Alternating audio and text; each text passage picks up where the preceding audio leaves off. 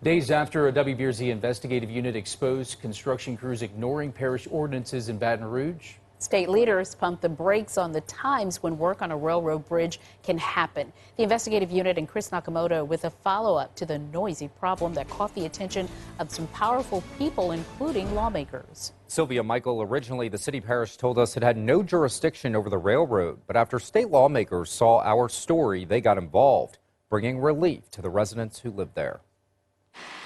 State Senator Cleo Fields and State Transportation Secretary Sean Wilson spent their Friday afternoon walking the neighborhood that was featured in a WBRZ report this week. When we got word that there were violations of the noise ordinance or potential violations, we approached them and we talked to them. Residents complaining that construction on a railroad bridge across the street from their homes near Perkins and Acadian it is a problem.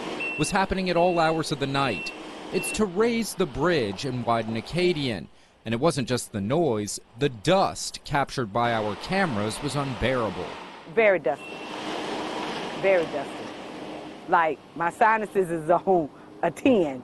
Their complaints falling on deaf ears until the WBRZ Investigative Unit got involved. It's a loud noise, it's beep, beep, beep, and it's constantly, it's a constantly noise all day. The noises coming from the construction site audible at all hours of the day. And as residents complained, the project was going on 24/7. Senator Cleo Fields was watching WBRZ. We're going to stay on top of it. And immediately took action. When I saw the story that morning, this is my district, and I know that the local government doesn't have control over the railroads. DOTD does, and so I immediately started doing the research to make sure that we can give the folk here as much, redress as we can. And I wanted the secretary to come out and see it personally. Our story showed you the work was happening despite a noise ordinance on the books. The ordinance states that construction can only commence from 7 a.m. until sunset Monday through Saturday, excluding Sundays.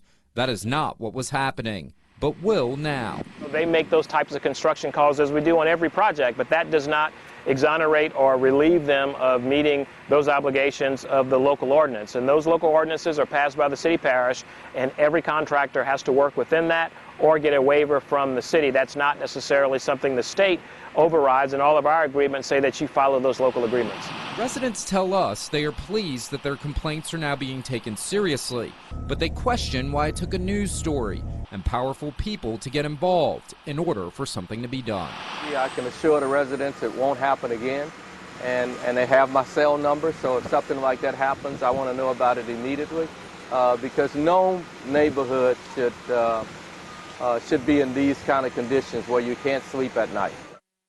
The railroad estimates the project will take 8 months to complete. The work to raise the railroad bridge on Acadian is ahead of work to widen the road. Michael?